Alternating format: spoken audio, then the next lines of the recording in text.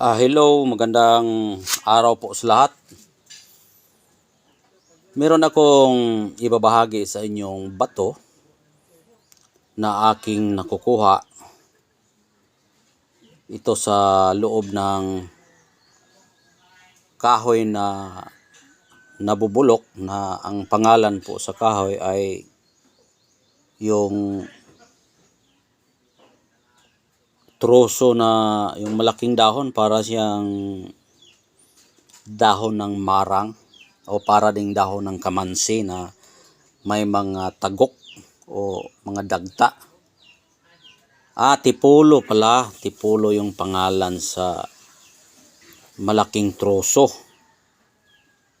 Ito po ay aking nakukuha sa pagbiyak ko ng puno ng troso. Biniyak ko kasi yung puno ng troso na natutumba ng puno ng kahoy na tinatawag na tipulo yun sa amin. Sa Bisaya, tipulo. Yung tipulo na may mga dagta yan din ang kinukuha na namin ng dagta para ipanglitag namin sa mga ibon. Dumikit yung ibon kapag lagyan mo yung kahoy na maraming dagta. Makahuli ka talaga ng ibon. Ito ang pinagtataka ko, bakit may bato dyan sa loob ng kahoy na tipulo na ang kanyang itsura, ganito ang itsura niya. Para siyang ipo-ipo. Pero hindi naman siya ipo-ipo dahil nga ang ipo-ipo na aking nakukuha ay makikita ko talaga sa aktual sa pagbagsak ng tubig. Depende sa ipo-ipo. Dalawang klase kasi yung ipo-ipo na galing sa itaas. May sa ipo-ipo nagtatanga ng tubig. Meron ding ipo-ipo na hangin lang. Pero ito ang pinagtataka ko, na ako ay nanguha ng panggatong na biniyak ko yung malaking troso ng tipulo. Merong bato na aking nakikita sa subok mismo ito sa tipulo sa gitna na wala namang naglagay doon sa loob. Kaya pinagtataka ko at tinatanong ko sa sarili ko, bakit nakapasok ito doon sa loob ng katawan ng tipulo na malaking troso. Kasi ang tipulo dito sa amin, may mga ibang kahoy na tinutumba na lang dahil sa sobrang laki, na sobra na pong tagal na natamaan ng mga landslide o bagyo. Minsan hindi na kinukuha, mas lalo na pag sa bukid, malayo yung lugar, mahirap yan mabubuhat ng mga tao. Pero dito parte sa amin, sa lupa namin dito, may isang katawan ng tipulo na napakatagal na po yan. Hindi namin yan pinasinso dahil nga po ay matagal na. Baka gabok na yung, nabubulok na yung katawan na tinutubuan ng mga mushroom, na mga kulakdop yan sa Bisaya. May mga dunggan-dunggag unggoy yung tumutubo. Ngayon, biniya ko yung puno ng kahoy, yung natutumbang troso. May nakita ko sa gitna ng kahoy na may bato ito. Pero ang pinagtataka ko dito sa bato, na para siyang ipo-ipo, na hindi man siya ipo-ipo, sa tipulo siya nakukuha. Ayan, hugasan natin para mas klaro. Kaya tinatanong ko palagi sa aking sarili, bakit yan nakapasok doon sa ilalim na wala namang taong naglagay doon. Kaya ito'y pinapakita ko sa inyo at pinapaliwanag.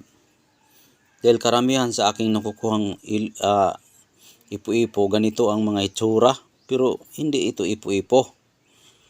Sa puno ng troso ito ng tipulo na kukuha. Ayan. bigyan ko kayo ng sample, no? Ito ay kunwari isang malaking kahoy. Tapos ganyan kahaba. Ito ay malaki. Tapos biniyak ko dyan sa gitna. Pagbiyak ko, ito po ay nasa gitna. Nakukuha. Winasay ko yan. Ginamitan ko ng atsa hanggang mabibiyak. Ito hindi na namin nagamit. Yung punong kahoy nito. Dahil natutumba na at yung tipulo hindi man yan gaanong katigasan. Marami nang tumutubo ng mga mushroom, kulakdok, dungad-dungkong unggoy. Kaya kinuha ko ng ginagawa kong panggatong. Kaya sobrang laki yan. Tapos hanggang sa nabiyak ko yung gitna. At ito po ang aking nakukuha na bato. Kaya tinatanong ko palagi sa aking sarili, mayroon palang bato yung tipulo sa loob na ganito ang itsura. Na parang ipo-ipo. Kaya sinishare ko sa inyo kung anong klaseng bato ito na nakukuha natin sa loob ng tipulo. Siguro ang nakakaalam nito mga Bisaya lang, dahil nga tipulo, iwan ko kung ano yan sa Tagalog. Hindi ko alam yan. Basta yung mga kahoy na malaki sa kagubatan na ang kanyang dahon parang kamansi. Kamansi din, iba rin sa Tagalog. Mahirapan yung Tagalog sa Bisaya kasi yung kamansi sa Tagalog, akala nila kalamansi. Yung kamansi sa Tagalog, yung pwede natin makain yung bunga na mahinog na may mga buto-buto yan, ilungag yan. Sarap yan pag ilungag. Tapos yung mga linghod-linghod yan, yung mga bata-bata pa, masarap yan gagawing gulay. Yun ang kamansi. Yung tipulo naman, ganoon rin ang itsura, may mga dagta.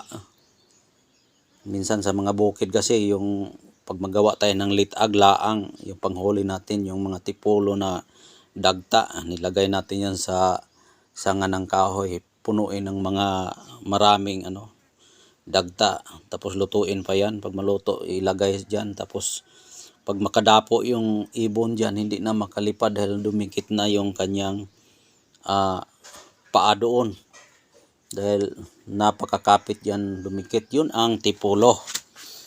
Kaya ito ang kanyang bato na aking nakukuha sa loob ng katawan ng tipulo na troso. Makapagsabi ako troso yan dahil kapag hindi mo na talaga yan magakos o mahawakan sa isang tao lamang, ang tawag po diyan dito sa amin troso. Mas malaki pa sa baril. Yung sa Tagalog naman, mahirapan kasi yung Tagalog sa Bisaya kasi ang baril sa kanila, sa Tagalog, baril. Pero sa Bisaya yung baril, katong lata ba na malaki? Lata na malaki na drum o drum. Pero sa Bisaya yan yung drum, sa ibang salita yan, baril o drum. Pero yung Tagalog, pag makarinig na baril, akala nila yung baril na makakamatay. Kaya maghihirapan tayo magtagalog na ang mga Tagalog hindi makasabot sa mga lingwahe ng mga Bisaya. Mas magbuti pa yung mga Bisaya, malalim yung natutunan sa Tagalog. Marami, kaya sana maintindihan sa mga Tagalog na aking pinapaliwanag. Kaya ito po ay isang bato na nakukuha natin sa loob ng malaking troso na kasing mas malaki pa sa drum. At nagkuha tayo ng panggatong, ginamitan natin ng wasay para mabiyak, para ginagawa nating panggatong. At ito po ang ating nakukuha sa loob mismo, sa gitna, sa may subok, ang kahoy na ito. Ang kahoy kasi ng tipulo, kulay dilaw yan. Kulay dilaw yung kanyang kahoy. Kaya kung napapansin nyo yung bato, kulay din dilaw. Kulay dilaw. Ang nakakaalam nito, 100% Bisaya lang talaga. Ito. Yung tipulo. Kasi ang tipulo kasi na kahoy, iwan ko kung ano yan sa Tagalog yung tipulo. Kaya mahirapan yung mga Tagalog dyan na intindihin yung tipulo na punong kahoy. Kaya kayo lang po ang mag-research dyan dahil kayo ang nakakaalam sa kahoy. Basta sa amin yung kahoy na yan, tipulo yan tawagin sa amin. yung mga wild na mga tree sa bundok na hindi pwedeng putulin ng DNR. Kasi pinagbawalan yan dahil hindi yan pwede rin, hindi ka pwede makapagtanim yan dahil wild nga, kasi hindi pwede itanim. Kusang tumutubo lang yan at lumalaki na walang limit yan. Ayan po ang tipulo. At ito po ang kanyang bato na ating nakukuha. Kaya tinatanong ko sarili ko kung bakit ganito ang itsura, para siyang ipo-ipo na bato. Kaya ako nakakuha na ako ng ipo-ipo, maraming bisis na. Kaya tinatanong ko yung sarili ko, mayroon palang bato na parang ipo-ipo sa loob ng tipulo.